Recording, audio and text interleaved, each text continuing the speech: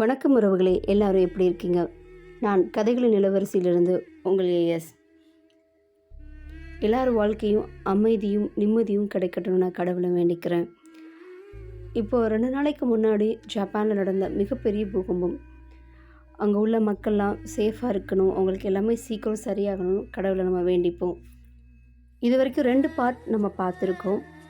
3வது பார்ட் நம்ம இன்றைக்கி பார்க்கலாம். வாழ்க்கையில் நம்மளுக்கு நிறைய கஷ்டங்களும் பிரச்சனைகளையும் சந்திப்போம். நம்மளுக்கு யாராச்சும் அந்த சமயத்தில் உதவி பண்ண வரமாட்டாங்களான்னு கடவுள்கிட்ட வேண்டியிருப்போம். சிலருக்கும் கிடைக்கும், பலருக்கும் அந்த உதவி கிடைக்காது. ஆனால் கிடைக்காத அவங்க அந்த கஷ்டமான சூழ்நிலையை அவங்க சமாளிக்கும் போது தான் அவங்க வாழ்க்கையில் நிறைய விஷயங்களை கற்றுக்குறாங்க. அவங்களுக்கு இன்னும் மன தைரியமும் மன உறுதியும் அதிகரிக்கும். நம்ம பிரச்சனையை சந்திக்க தான் நம்ம எல்லாத்தையும் ஆள்ற தகுதியும் உறுதியும் நம்மளுக்கு கிடைக்கும். இது நிறைய பிரச்சனைகளை சந்திக்கிறவங்க பார்த்தீங்கன்னு வச்சுக்கோங்களேன், அவங்க கண்டிப்பாக ஒரு நாள் ஒரு பெரிய அச்சீவ்மெண்ட்டில் ஒரு பெரிய ஆளாக தான் இருப்பாங்க. அதே மாதிரி நம்மளும் நிறைய இடத்துல சந்திப்போம். சந்திக்க தான் நம்மளோட குழந்தைத்தன்மையும் மாறும். இவ்வளோ நாள் என்னோட குழந்தையாக இருந்த பொண்ணு பார்த்தா திடீர்னு இவ்வளோ பெருசாக எப்படி இப்படியெல்லாம் பேசுகிறான்னா, அவங்க அவ்வளோ பிரச்சனையை அவங்க சந்திச்சிருப்பாங்க. அந்த பிரச்சனையை அவங்களே ஃபேஸ் பண்ணியிருப்பாங்க. சில நேரத்தில் கண்ணீர் வரதான் செய்யும், அழதான் செய்வோம். ஆனாலும் இதை தொடச்சிட்டு அடுத்தது என்னன்னு பார்ப்போம். அவங்க மட்டும்தான் வாழ்க்கையில் ஜெயிக்க முடியும். எனக்கு துணை நான் மட்டுமே பார்ட் 3. பார்ட் 2 நம்ம நிறைய விஷயங்களை பார்த்தோம். ஸ்வீட்டியும் தாராவும் தாய்லாந்து வரதாகவும் அங்கேருந்து அவங்க ஒரு மிகப்பெரிய காட்டுக்குள்ளே 15 நாள் நடக்க போகிற ஒரு மிகப்பெரிய ஈவெண்ட்டில் கலந்துக்க போகிறதுக்காக வந்திருந்ததை பார்த்தோம். இதுக்கப்புறம் அந்த ஈவெண்ட்டில் யார் யார் வரப்போகிறாங்க, யார் யார் செலிபிரிட்டிஸ் வரப்போகிறாங்க, யார் யாரோட வாழ்க்கை மாறப்போகுது, யாருக்கு என்னென்ன நடக்க போகுதுங்கிறத நம்ம பார்ட் 4 பார்ப்போம். பார்ட் 3 லாஸ்ட்டில் ரூத் கிட்ட தாராவுக்கு உணவு கொண்டு வர சொல்லிவிட்டு அவங்க போயிட்டாங்க. ஸ்வீட்டி வரப்போகிற கெஸ்ட்டு கவனிக்கிறதுக்காக போயிட்டாங்க. அதோட கண்டினியூஷனை இப்போ நம்ம பார்க்கலாம். வாங்க கதைக்குள்ளே போகலாம். கதைகளின் இளவரசிலிருந்து நான் உங்கள் ஏஎஸ். எனக்கு துணை நான் மட்டுமே. வாங்க மக்களே. ரூத் தாராவுக்கு உணவு கொண்டு வந்து கொடுத்தார். தாரா சாப்பிட்டு அப்படியே கொஞ்ச நேரம் தூங்கிட்டாங்க. நேற்று ஃபுல்லாக ஃப்ளைட்டில் வந்ததும் ஸ்வீட்டு கூட நைட் ஃபுல்லாக பேசிக்கிட்டே இருந்ததும் சரியாக தூக்கம் இல்லாமல் காலையில் அதிகாலையில் எழுந்திரிச்சு வந்ததுனால தாராவுக்கு ரொம்ப டயர்டாக இருந்துச்சு. அப்போ தான் தூங்கிட்டு இருக்க போது ஸ்வீட்டி வேகமாக தாராவை உசப்பினாங்க, எழுப்பினாங்க. ஸ்வீட்டி தாரா டார்லிங், தாரா எந்திரிமா, டைம் ஆயிடுச்சு, எந்திரின்னு கூப்பிட ஸ்வீட்டி வேகமாக தாராவிடம் டார்லிங் டைம் ஆகிடுச்சு, எந்திரி, இன்னும் 20 நிமிஷத்துக்குள்ளே வந்துடுவாங்க எல்லா செலிப்ரிட்டியும், நீ ரெடியாகிரு, ஒரு நல்ல ட்ரெஸ்ஸை போட்டுக்கோ அப்படின்னு சொல்ல தாரா ரொம்ப மெதுவாக கண்ணை விழித்து பார்க்குறாங்க. நான் ஏன் நல்ல ட்ரெஸ்ஸெல்லாம் போடணும், எனக்கு தூக்கம் வருது, விடு, நான் தூங்கணும்னு சொல்ல அதுக்கு ஸ்வீட்டி, மக்கு நீ ஒரு செலிப்ரிட்டி என்பதை மறந்துடாத, நீ இதை கலந்துக்கிற ஒரு ஆளுங்கிறத மறந்துடாத அப்படின்னு சொல்கிறாங்க. அதனால் நம்மளுக்கு தேவையில்லை, எனக்கு இப்போ தூக்கம் வருது, நான் தூங்கணும் அப்படிங்கிற மாதிரி தாரா தூங்கிட்டு இருக்காங்க.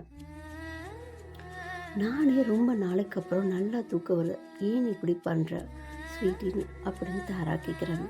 அதுக்கு ஸ்வீட்டி வழக்கம் போல், என் செல்ல டார்லிங்கில், என் தங்க டார்லிங்கில் எனக்காக ரெடி ஆகிடுவியான் அப்படின்னு கெஞ்ச அதுக்கு தாரா ஸ்வீட்டி தமிழில் தொல்லைன்னு திட்டிகிட்டு இருக்காங்க. அதுக்கு ஸ்வீட்டி, எனக்கு தமிழ் தெரியாதுன்னு என்னை திட்டுறியா அப்படின்னு கேட்க அதுக்கு தாரா ஈன்னு பல்ல காணு, இதெல்லாம் உனக்கு நல்லா புரியுமே அப்படின்னு கேட்க ஸ்வீட்டி, அதுக்கு 3 வருஷமாக அவங்க கூட பழகுறேன், இது கூட தெரியாதா எனக்கு அப்படின்னு சொல்ல அதுக்கு தாரா, சரி நீ போய் உன்னோட வேலையை பாரு, நான் அதுக்கு ரெடி ஆகிறேன் அப்படின்னு சொல்லி அனுப்பிச்சிட்டாங்க. தயவு செய்து ஒரு புது ட்ரெஸ்ஸாக போட்டுட்டு வாமா, அவ்வளோ புதுசாலாம் என்கிட்ட இல்லையே அப்படின்னு புது ட்ரெஸ்ஸை போடுறதுன்னு தாரா கேட்க பாருங்க மக்களே, அவங்கக்கிட்ட புது ட்ரெஸ் இல்லை, ஒரு ப்ரொடியூசர், நாவல் ரைட்டர், இதெல்லாம் நம்புகிற மாதிரியா இருக்குது. ஒருவேளை ரொம்ப தன்னடக்கமாக பேசுகிறாங்க போல். அதுக்கு ஸ்வீட்டி சொல்கிறாங்க, நானே உனக்கு ஒரு நல்ல ட்ரெஸ் வாங்கி வச்சுருக்கேம்மா, அதை எடுத்து போட்டு வா, நீ எவ்வளோ பெரிய ஆள் தெரியுமா, நீ எவ்வளோ பெரிய செலிப்ரிட்டி தெரியுமா, அது உனக்கு தெரியுமா அப்படின்னு கேட்க சத்தியமாக எனக்கு தெரியாதுமா அப்படின்னு தாரா சொல்லலாம். ஸ்வீட்டி, தாரா என்கிட்ட விளையாடாத, எனக்கு நேரம் இல்லை, எனக்கு நிறைய வேலை இருக்குது அப்படின்னு சொல்ல, சரி சரி நானே ஒரு நல்ல ட்ரெஸ்ஸை போட்டு வரேன், நீ கீழே போ அப்படின்னு சொல்லி அனுப்பிச்சிட்டாங்க. அப்படியே தாரா அனுப்பிச்சதோட சரிதான். அப்படியே அவங்க படுத்து நல்லா தூங்கவும் செஞ்சிட்டாங்க. அவங்க பார்த்துட்டே இருக்காங்க, நேரம் ஆகிட்டே இருக்குது. ஆனால் தாரா கீழே இறங்கி வந்த மாதிரியே தெரியல. ஸ்வீட்டி போகும்போதே சொல்லிட்டு போயிருப்பாங்க, நான் உனக்கு கீழே போயிட்டு உனக்கு ஃபோன் பண்ணுறேன், அப்போ நீ வந்துடுறேன். ஆனால் தாரா ஃபோன் பண்ணிக்கிட்டே இருக்காங்க தாராவுக்கு ஸ்வீட்டி. ஆனால் தாரா அந்த ஃபோனை அட்டன் பண்ணவே இல்லை. ஸ்வீட்டி கீழே போய் எல்லாரையும் வெல்கம் பண்ணுறதுக்கு ரெடியாக இருந்தாள். ஒரு பெரிய பஸ் வந்து அந்த பஸ்ஸுக்குள்ளே ஒரு 9 மிகப்பெரிய செலிப்ரிட்டி வந்திருந்தாங்க. கண்ணெல்லாம் கட்டப்பட்டு இருந்த கிட்டத்தட்ட 3 மணி நேரமாக அந்த கண் கட்டி இருந்தது. அதை யாருமே அவுக்கவும் இல்லை. எங்கே போகிறோம் ஏன் போகிறோங்கிற தெரியாமலேயே வந்திருந்தாங்க. அவங்க கீழே இறங்கி அந்த கண் கட்டை அவுத்தாங்க பாருங்கள். அந்த இடம் பார்க்கறதுக்கு ரொம்ப ரம்மியமாக எல்லாத்தையும் மேமறந்து அவங்க நின்னாங்க. அவங்கள வெல்கம் பண்ண மியூசிக் ப்ளே ஆச்சு. அவங்கள நடக்கிற ஒவ்வொரு மூமெண்ட்டையும் வீடியோ எடுக்கப்பட்டது. அவங்க வர ஃபுல்லாக ஃப்ளவர்ஸ் தூவப்பட்டது. மலர்களெல்லாம் ரொம்ப அழகாக வாசமிக்க மலர்கள் அவங்க தூவப்பட்டது. அது மட்டும் இல்லாமல் அவங்க பார்க்குற இடம் அவங்களுக்கு உண்மைக்குமே நம்ம பார்க்குறோமா, இது கற்பனையாங்கிற அளவுக்கு அந்த இடம் அவ்வளோ அழகாகவும் ஒரு சொர்க்கத்தில் இருந்த மாதிரி அங்கே ஏற்பாடு பண்ணப்பட்டிருந்தது. அங்கே நிறைய வண்ணத்து பூச்சிகள், மான்கள் துள்ளி விளையாடுறது, நிறைய மலர்கள், இது எல்லாமே ரொம்ப ரொம்ப அழகாக அங்கே வடிவமைக்கப்பட்டிருந்துச்சு. ஒரிஜினலாக அவங்களுக்காக ஏற்பாடு பண்ணப்பட்டிருந்துச்சு. கிட்டத்தட்ட அந்த காடு ரொம்ப தூரமாக இருக்க மாதிரி இருந்தது. அந்த காட்டுக்குள்ள இவ்வளோ பெரிய பங்களாவை யாருமே எதிர்பார்க்கல. அந்த அளவுக்கு அழகாக இருந்தது. அவங்க எல்லாரும் ஒவ்வொருத்தரையும் வெல்கம் பண்ணிட்டு இருந்தாங்க. நம்ம ஸ்வீட்டி வெல்கம் பண்ண பார்க்கும்போது அவங்க யார் யார் வந்திருக்காங்கன்னு எல்லாருக்குமே தெரியும். இப்போ தான் ஒவ்வொருத்தரை பற்றியும் ஒவ்வொருத்தவங்கள பற்றியும் அங்கே அந்த 9 பேரை பற்றியும் ஒரு மிகப்பெரிய போஸ்டரோட அந்த 9 பேர் என்னென்ன பண்ணியிருக்காங்க, அவங்க பண்ண அச்சீவ்மெண்ட் என்ன, அவங்க எத்தனை சீரீஸ் நடிச்சிருக்காங்க, எத்தனை படம் நடிச்சிருக்காங்க, என்னென்ன மியூசிக் பண்ணியிருக்காங்க, அப்படி அவங்கள பற்றின எல்லா டீட்டெயில்ஸும் 1 by 1 அதில் ஒவ்வொருத்தவங்க ஃபோட்டோ கீழேயும் எழுதி ஒட்டி இருந்துச்சு. அதை எல்லோரும் ஒவ்வொருத்தராக படித்து பார்த்துட்டு வந்திருந்தாங்க. கேமராமேன் அவங்க வந்த ஒவ்வொரு மூமெண்ட்டையும் ஃபோட்டோ எடுத்து ரெக்கார்ட் பண்ணிக்கிட்டு இருந்தார். ஒருத்தர் அவரை தனியாக வெல்கம் பண்ணி அங்கே இருக்க மிகப்பெரிய ஹாலில் ஒரு ட்ரிங்க்ஸ் கொடுத்து உட்கார வச்சாங்க. அந்த அந்த ஹாலையே எல்லோரும் சுற்றி முற்றி பார்த்தாங்க. அந்த அளவுக்கு அது அவ்வளோ பிரம்மாண்டமாக அழகாக இருந்துச்சு.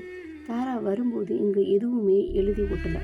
அவள் வந்து பார்க்கும்போது தான் தெரியும் யார் யார் வந்திருக்காங்க. 5 நாட்டிலேருந்து பெரிய பெரிய நடிகரும் எழுத்தாளரும் வந்திருக்காங்க. தாய்லாந்தை சேர்ந்த ஒரு மிகப்பெரிய நடிகர், தொழிலதிபர் ஸ்கை வந்திருந்தார். அவர் இருந்தாங்க நம்ம கதையோட ஹீரோ. சுசி பெண் எழுத்தாளர், கனடா நாட்டை சேர்ந்தவர். பார்வை ஆண் நடிகர், டைரக்டர், ப்ரொடக்ஷன் கம்பெனி வச்சிருப்பவர், அவரும் தாய்லாந்தை. ஸ்கை தொழிலதிபரும் உலக புகழ்பெற்ற பாடகர், டைரக்டர், நடிகர். நம்ம கதையோட ஹீரோவும் கூட பார்க்க ரொம்ப அழகாக ரொம்ப ரொம்ப ஹேண்ட்ஸமாக இருக்கக்கூடியவர். அவரை பார்த்து மயங்காதவங்க யாரும் இல்லை, அவங்க குரலை கேட்டு ரசிக்காதவங்க யாருமே இல்லை. அந்த மாதிரி ஒருத்தர். கவி நடிகர், தாய்லாந்தை சேர்ந்தவர். ரோஸ் பெண் நடிகர், ஜப்பான். மல்க் ஆண் நடிகர், தாய்வான். தாரா பெண் எழுத்தாளர், டைரக்டர், ஊர் ப்ரொடக்ஷன் கம்பெனி வச்சுருக்காங்க. அவங்க இந்தியா நாட்டை சேர்ந்தவர். ஆஃப் நடிகர், கொரியா. காசுமி பெண் நடிகை, தாய்வான். 10வது நிக்கோல் ஆண் நடிகர், டைரக்டர் இன் ஜப்பான். இந்த 10 பேரும் பேர்களாம் ஞாபகம் வச்சுக்க உங்களுக்கு கஷ்டமாக இருக்கும். போக போக கதாபாத்திரங்களோட கதையோடு சேர்ந்து பார்க்கும் பொழுதும் அவங்களுக்கு எல்லா பெயரும் ஞாபகத்தில் இருக்கும். ஓகே மக்களே, வாங்க கதையை மீண்டும் தொடரலாம். நீங்கள் எல்லோரும் அவங்கவுங்க ரூமுக்கு போய் ரெஸ்ட் எடுங்கன்னு ஸ்வீட்டி சொன்னால், அங்கே வேலை பார்க்குற சிலரை கூப்பிட்டு அவங்க கொண்டு வந்த பேக்ஸ், அவங்களோட பொருட்களை எல்லாத்தையும் அவங்களோட ரூமுக்கு கொண்டு போய் வைங்க. எல்லாத்தையும் அவங்களுக்கு அலாட் பண்ண ரூமில் கொண்டு போய் வைங்க. அவங்களையும் கூட்டிகிட்டு போங்கன்னு சொன்னாங்க. எல்லோரும் ஓகே மேம்னு சொன்னாங்க. எல்லோரும் அந்த இடத்தை சுற்றி பார்த்துட்டே இருந்தாங்க. ரொம்ப ரம்மியமாகவும் அழகாகவும் இருந்து பார்த்து ரசிச்சுட்டு இருந்தாங்க. ஸ்வீட்டி ப்ளீஸ் நீங்கள் எல்லோரும் போய் கொஞ்சம் ரெஸ்ட் எடுத்துகிட்டு வாங்க. அதுக்கு சுசி மேம் சொல்கிறாங்க, நீங்களும் போய் ரெஸ்ட் எடுங்க. மேம், நான் ஆல்ரெடி ரெஸ்ட் எடுத்துட்டேன், நீங்களும் போய் ரெஸ்ட் எடுங்க. ஃபங்க்ஷன் ஸ்டார்ட் பண்ணுறதுக்கு ஈவினிங் 5 o'clock. ஸோ ப்ளீஸ் நீங்கள் எல்லோரும் கொஞ்சம் போய் ரெஸ்ட் எடுங்க. ஸ்வீட்டி அவங்கள அனுப்பிச்சி விட்றதுலே குறியாக இருந்தாங்க. ஏன்னா அவங்க நல்லா ரெஸ்ட் எடுத்தால் நல்லா இருந்ததான் கேம் ஸ்டார்ட் பண்ணும்போது அவங்க இன்னும் ஃப்ரெஷ்ஷாக ஃபீல் பண்ணுவாங்கன்னு நினச்சாங்க. அங்கே வந்திருந்தவங்களுக்கு எந்த ஒரு குறை இல்லாமல் அவங்கள பார்த்துக்கணுங்கிறது ஸ்வீட்டியோட எண்ணமாக இருந்தது. ஏன்னா அவங்க பல நாள் போராடி பல வருஷம் கனவு கண்ட ஒரு ஈவெண்ட் இது. ஏன்னா இந்த ஈவெண்ட் மூலமாக அவங்களுக்கு ஒரு மிகப்பெரிய பேரும், எல்லா இடத்துலையும் ஒரு எங்கே போனாலும் ஒரு வேலை கிடைக்கிறதுக்கான ஒரு அங்கீகாரமும் அவங்களுக்கு கிடைக்கும்ன்றத அவங்க நம்புகிறாங்க. எல்லோரும் அவங்கவுங்க ரூம் போய் ரெஸ்ட் எடுத்தாங்க. ஸ்வீட்டி, எங்கே இந்த தாராவை ஆளவே காணுமே, எல்லோரும் வந்து இவ்வளோ நேரம் ஆகுது, எங்கே போனால் அரை மணி நேரத்தில் வர சொன்னாலும் எத்தனை தடவை ஃபோன் பண்ணாலும் இன்னும் ஆளையே காணவே அப்படின்னு இவன் மேலே போய் பார்த்தா. ஆனால் தாரா கொரட்டை விட்டு தூங்கிட்டு நல்லா இருந்த போரை இழுத்து போத்திட்டு அந்த லைட்டான குளிருக்கும் அது ரொம்ப வெயிலாகவும் இல்லாத ஒரு சூழல், அந்த கிளைமேட்டுக்கு எப்படி தூக்கம் ஒரு மார்கழி மாதம் மாதிரின்னு வச்சுக்கோங்களேன். அந்த குளிரில் சும்மா ரம்மியமாக தூக்கம்தான். அப்படி தூங்கிட்டு இருக்கும்போது தான் ஸ்வீட்டி மனசுக்குள்ளே, அடிப்பாவி, உன்னை எழுந்து வர சொன்னால் நீ இப்படி தூங்குறீ. ஆனால் ஸ்வீட்டி அவளை எழுப்பவே இல்லை. அவள் தூங்குறதுன்னு தெரிஞ்சுக்கிட்டு அவளை அப்படியே விட்டு, நீ நிம்மதியாக தூங்குறனா எனக்கு அதுவே போதும் என்ன டார்லிங் அப்படின்னு சொல்லிட்டு போனான்.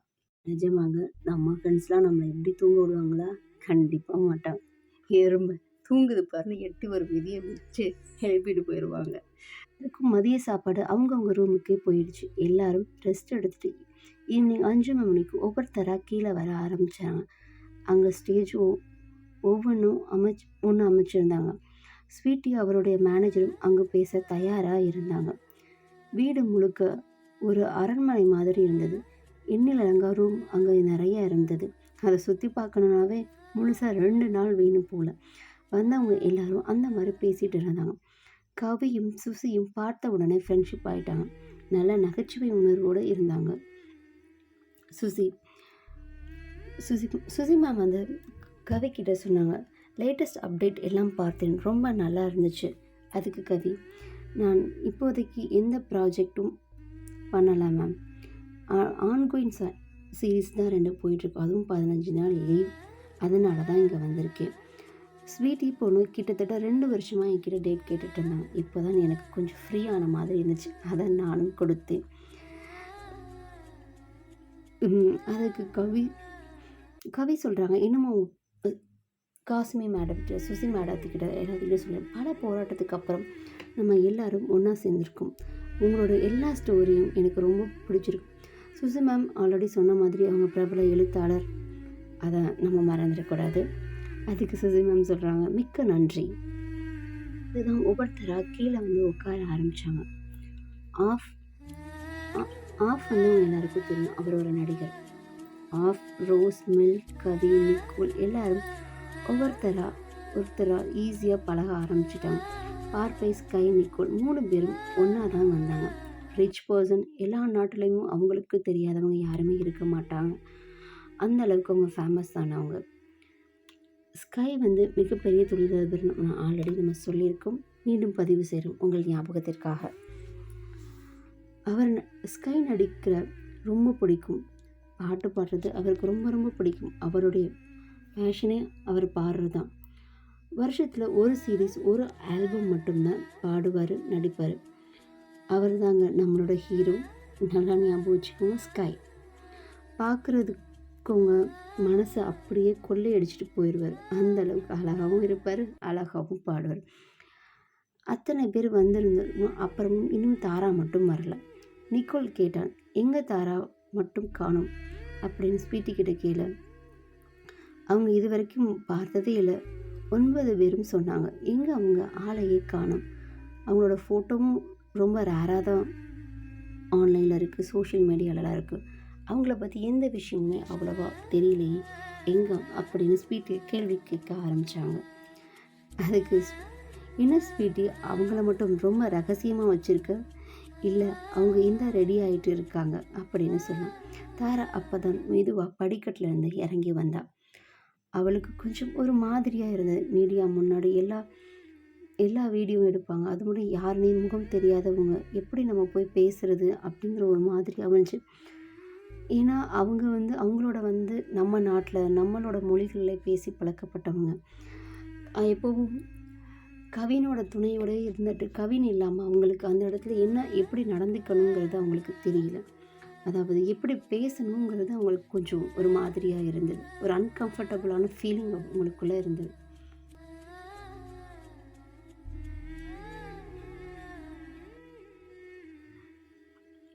எத்தனையோ பேரை வச்சு நாடகம் எடுத்து படம் எடுத்து என்னமோ பண்ணியிருந்தாலும் அவங்களும் ஒரு கேமரா முன்னாடி இது செய்யும்போது அவங்களுக்கு கொஞ்சம் கஷ்டமாகவும் ஒரு வெக்கமாகவும் தான் இருந்தது. ரொம்ப எளிமையான ஒரு வித ஒரு வித தயக்கத்தோடு தான் நின்னாங்க. காரணம் அவங்க அழகாக இருக்க மாட்டாங்க என்னும் அவங்களுக்குள்ளே இருந்துகிட்டே இருந்தது. அதுக்கு காரணம் அவங்க அங்கே வந்த எல்லாருமே ரொம்ப கலராகவும் அழகாகவும் இருந்தாங்க. தாரா இந்தியன் ப்ரௌனிஷாக இருந்தாங்க. அப்போ தான் தாரா கவனிச்சாங்க. அங்கே வந்தவங்க நிறைய பேர் அவங்களுக்கு பிடிச்ச செலிப்ரிட்டியாக தான் நிறைய பேர் இருந்தாங்க. அதை பார்த்தவொடனே அவங்களுக்குள்ள ஏற்பட்ட சந்தோஷத்துக்கு அளவே இல்லை. ஒரு நல்ல ஸ்மைல் அவங்கக்கிட்ட இருந்துச்சு. ஆனால் அங்கே உள்ள நிறைய பேருக்கு தாராவையும் ரொம்ப பிடிக்கும். அவங்க எழுதின கதைகளும் அவங்களுக்கு எடுத்த நாடகமும் அவங்களுக்கு நிறைய திறமை இருக்குங்கிறத அவங்க காமிச்சிருக்கிறத அவங்க உணர்ந்தாங்க. மில்க் தாராவை பார்த்த உடனே ரொம்ப சந்தோஷப்பட்டாங்க. நான் உங்களை பார்த்துட்டு ரொம்ப சந்தோஷப்படுறேன். உங்களை பற்றி நிறைய படிச்சிருக்கேன். நீங்கள் எடுத்த நாடகத்தை நிறைய பார்த்துருக்கேன். உங்களை இப்போ தான் முதன்முறையாக நேரில் சந்திக்கிற வாய்ப்பு கிடைச்சிது. நைஸ் மீட்டிங் தாரா அப்படின்னு கேட்க அவங்களும் நைஸ் மீட்டிங் மில்க். உங்களோட எல்லா சீரீஸையும் நான் பார்த்துருக்கேன். உங்களுடைய நடிப்பு ரொம்ப அருமையாக இருந்துச்சு. உங்களோட லேட்டஸ்ட் அவர் ப்ரப்போசல் அது நீங்கள் ரொம்ப நல்லா நடிச்சிருந்தீங்க. எனக்கு ரொம்ப பிடிச்சிருந்ததுக்கு அப்படின்னு சொன்னாங்க. அதுக்கு மில்க் ரொம்ப சந்தோஷப்பட்டாங்க. என்னோடய சீரீஸ் எல்லாம் நீங்கள் பார்ப்பீங்களா? எனக்கு ரொம்ப சந்தோஷமாக இருக்குது. இங்கே இருக்க எல்லாரோட ஆக்டிங்கும் நல்லாவே இருக்கும். நான் நிறையா பேரோட ஆக்டிங் எல்லாம் நோட் பண்ணியிருக்கேன். எல்லாரோட சீரீஸுமே நான் பார்ப்பேன். எனக்கு சீரீஸ் பார்க்க ரொம்ப பிடிக்கும் அப்படின்னு சொன்னாங்க.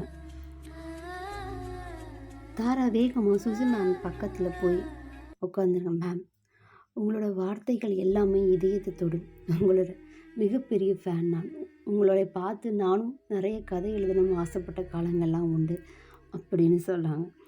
அதுக்கு சுசி மேம் ரொம்ப நன்றி. நீங்களும் உங்களோட கதைகளையும் நானும் ஒரு புக் படிச்சிருக்கேன். ரொம்ப நல்லா இருக்குது. நீங்கள் வளர்ந்து வர ஒரு எழுத்தாளர். நீங்கள் வளர்ந்து வரதுன்னு சொல்லதான், நீங்கள் வளர்ந்த எழுத்தாளர்னே சொல்லலாம் அப்படின்னு இவ்வளோ ஷார்ட் ஃபிலிமில் இவ்வளோ பெரிய ஆளாக ஆனதில் எனக்கும் மிகப்பெரிய சந்தோஷம் அப்படின்னு சுசி மேம் தாராவை பாராட்டினாங்க. ஸ்வீட்டி தன்னோட வேலையை கரெக்டாக பண்ணாங்க. எல்லாரையும் கூப்பிட்டு ஒருத்தர் அறிமுகப்படுத்தினாங்க. ஸ்வீட்டி உன்னை பார்க்க ரொம்ப அழகாக இருக்குன்னு தாரா சொன்னான். அதுக்கு தாராவை பார்த்து ஸ்வீட்டி, டார்லிங் நீயும் அழகாக தான் இருக்க, ரொம்ப அழகாக இருக்கு அப்படின்னு. அதுக்கு டார்லிங் காமெடியெல்லாம் பண்ணாத, டார்லிங் நிஜமாக தான் டார்லிங் நீ ரொம்ப அழகாக. 2 பேரும் மாற்றி ரகசியமாக பேசிகிட்டு இருந்தாங்க. தாரா, நான் மேக்கப்லாம் பண்ணாமல் ரொம்ப தூங்கி எழுந்திரிச்சிருந்த மாதிரி இருக்கேன், இது நான் அழகாக இருக்கேனா, நீ நல்லா ஐஸ் போடுற அப்படின்னு சொல்லி மாற்றி கிண்டலாக பேசிகிட்டு இருந்தாங்க. சொன்னாங்க, எனக்கு ரொம்ப தலை சுத்தலாக இருந்தது, ஒரு மாதிரி மயக்கமாக இருந்துச்சு, அதுதான் அப்படியே வந்துட்டேன், மற்றபடி எதுவும் இல்லை அப்படின்னு தாரா சொன்னாங்க. சுசி, உன் ஹெல்த்தை பற்றி சுசி மேம் அதுக்கு கேட்குறாங்க, உன் ஹெல்த்தை பற்றி நியூஸ் கேட்டேன், எப்படி இருக்குது தாரா? இப்போ பரவாயில்ல, நான் ரொம்ப நல்லாவே இருக்கேன், கொஞ்சம் டயர்டாக இருக்குது, அவ்வளவுதான். அதுக்கு மில்க், நீங்கள் போய் கொஞ்சம் ரெஸ்ட் எடுக்கலாம் இல்லையா? தாரா, ஓகே நன்றி சொல்லி நான் போய் ரெஸ்ட் எடுத்துக்கிறேன்னு சொல்லி ஈவினிங் டின்னரில் சந்திப்போன்னு சொல்லிட்டு அவங்க போயிட்டாங்க. மில்க், ஓகே உங்களுக்காக வெயிட் பண்ணுறேன், நீங்கள் கண்டிப்பாக என் கூட நைட் டின்னர் சாப்பிடணும்னு சொன்னாங்க. தாரா சின்னதாக ஒரு ஸ்மைல், அங்கே உள்ள இடத்தையும் எல்லாத்தையும் சுற்றி பார்த்துட்டு கிளம்பிட்டாங்க. வந்த எல்லாரும் அங்கே இடத்த சுற்றி பார்க்க கிளம்புது. தாரா வேலையாட்களை கூப்பிட்டு உங்களுக்கு தேவையான எல்லாத்தையும் இவங்க செஞ்சு கொடுப்பாங்க, இவங்க பின்னாடி நீங்கள் ஃபாலோ பண்ணிப்போங்க அப்படின்னு சொல்லிட்டாங்க. அப்போ இரவு 8 மணி ஆச்சு. எல்லாரையும் சாப்பிட வர சொல்லி எல்லாரும் சொன்னதும் எல்லாரும் ஒவ்வொருத்தராக கீழே வர ஆரம்பித்தாங்க. தாரா ஸ்வீட்டி 3 பேரும் கொஞ்சம் நல்லாவே பழக ஆரம்பிச்சிட்டாங்க. ஸ்வீட்டி எல்லாரையும் கவனிக்கிறதும் சரி, யாருக்கும் எந்த குறை வந்துடக்கூடாதுங்கிறதும் சரி, ரொம்ப தெளிவாக இருந்தாங்க. எல்லாரும் ஒன்றா உட்காந்து சாப்பிட்டாங்க. ஸ்வீட்டி ரூத் கிட்ட சொன்னாங்க, யார் யாருக்கு என்னென்ன என்னென்ன டீம் போகணும்னு ஒரு பவுலில் எழுதி போட்டு கொண்டுட்டு வாங்க, ரெட் அண்ட் ப்ளூ டீம்னு. அதை நம்ம பிரித்து இப்போவே பிரிச்சிடலாம் அப்படின்னு. தாரா பக்கத்தில் இருந்தாங்க மில்க். அதே மாதிரி தாரா மில்க் ஒரே டீமாக வந்தாங்க. ரொம்ப சந்தோஷமாக, ஏன்னா தாராவுக்கும் மில்க்குக்கும் ரொம்ப பிடிச்சு போச்சு. தாராவும் மில்க், பார்வை, ஸ்கை, சுசி இவங்க எல்லாரும் ப்ளூ டீம், கவி, ரோஸ், ஆஃப், நிக்கோல், காஸ்மி இவங்க ரெட் டீமும் பிரிஞ்சுக்கிட்டாங்க. இந்த நடக்கிற எல்லா வீடியோவையும் ரெக்கார்ட் பண்ணிக்கிட்டே இருந்தாங்க.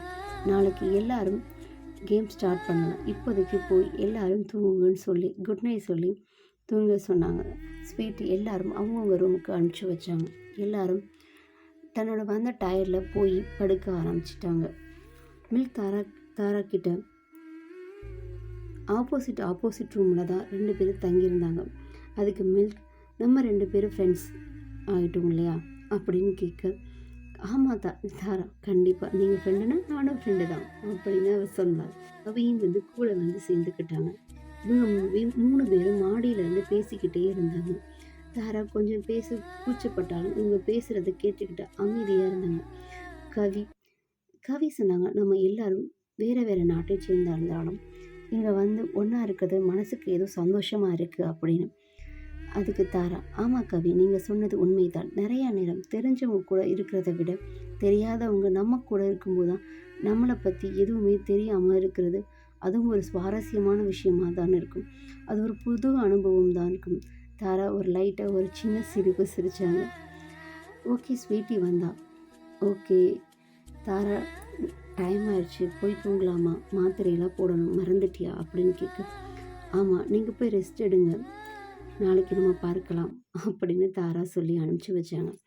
ஓகே கைஸ், நாளைக்கு பார்க்குறேன், குட் நைட் சொல்லிட்டு போயிட்டான். மில்க்கும் கவியும், உன்னோட டீமில் காசுமே இருக்காள், ரொம்ப அழகாக இருப்பாள், உனக்கு ரொம்ப பிடிக்கும் தானே, உனக்கு பிடிக்கும்னு எனக்கு தெரியும் அப்படின்னு சொல்லத்துக்கு, பாரேன் நீ ரொம்ப கொடுத்து வச்ச, உன் க்ரஷ்ஷும் உன் கூடவே இருக்கா அப்படின்னு மல்க்கு சொல்ல, அவள் என் க்ரஷ்னு உனக்கு எப்படிடா தெரியும், அவளோட ஃபோட்டோவை தான் நீ அதிகமாக லைக் போட்டிருக்கியே, நான் தான் பார்த்தேன் நீ உன்னோட இன்ஸ்டா ஐடியா அப்படின்னு சொல்ல, அவளுக்கு தான் நான் அதிகமாக லைக் பண்ணியிருப்பேன், நான் தான் பார்த்தேன் அப்படின்னு சொல்ல, உன்னை பற்றி டீட்டெயிலில் பார்க்கும்போது தெரிஞ்சுது, ஆனால் பட் இதை வேறு யாரும் கவனிச்சாங்களா என்னன்னு எனக்கு தெரியல, ரொம்ப பெரிய நடிகை, என்கிட்ட பேசக்கூட மாட்டேங்கிறா, இப்போ தானடா வந்தோம், போக போக பேசுவோன்னு மில்க் கவியை சமாதானப்படுத்தினார். ஒவ்வொரு நாட்டிலும் ஒவ்வொரு விதமான குணங்களும் உடைகளும் வந்திருப்பாங்க. ஆனால் இங்கே எப்படி எல்லாரும் ஒன்றா பழகுறாங்களா, நண்பர்களாக இருக்காங்க, பார்ட் 3ல் பார்க்கலாம். நான் உங்கள் முடிஞ்சால் ஒரு லைக் பண்ணுங்கள், ஒரு ஷேர் பண்ணுங்கள், ஒரு சப்ஸ்கிரைப் பண்ணுங்கள். நான் உங்கள்